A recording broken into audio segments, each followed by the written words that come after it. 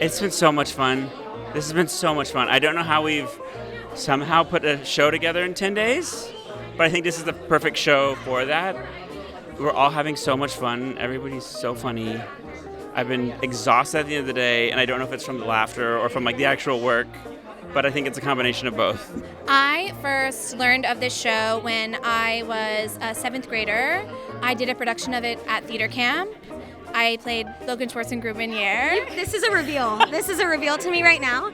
The thing that I've learned about Nina is she doesn't like to spill her secrets. It takes her a while to reveal it for Playbill.com. Hello.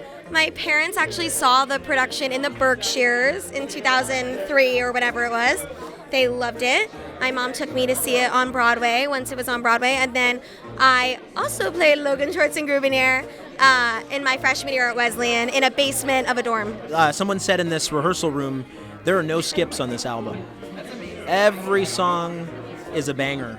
And it's almost fresh every single night because there's that element of improv to it. I think it makes it exciting for people to want to come back to come see how is it going to be different this time around. But ultimately, I think the fact that we're just on stage being kids, exploring our youth again, and I think that energy is infectious. And it also is brilliant that we get crowd participation. The show's different every single time we do it.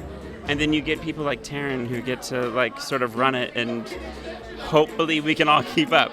The hypocrisy of my role, which is to judge people's bad spelling and shame them with the ding of a bell as I sit with every word spelled out for me right in front of me on my clipboard. I'm not sleeping well. I have guilt about it. I have guilt and shame about it. I'm not a good speller, and yet I judge all of you. Shame on my house. I have said that to him, so that's probably why it entered the dream.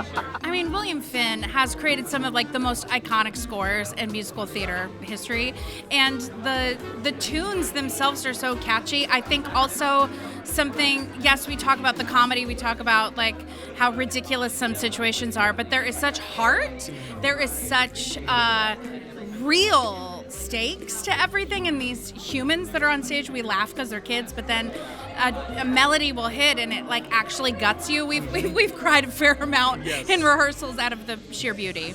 It has this this sort of like gut punch of heart at the end of the show that sort of elevates it from just feeling like sketchy and silly, and really like grounds it, and it's a show with like immense depth, and we all sort of like forget that it's not just madcap silly the whole time.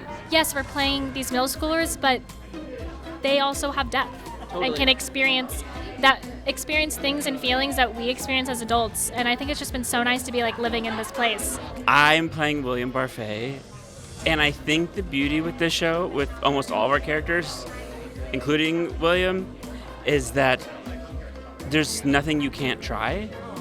As long as you sort of like find their center, they're kids. And like when you're kids, you're not necessarily thinking through your actions, and especially with him, like what you see is what you get. And he's not great with people, with social skills, lack thereof mostly.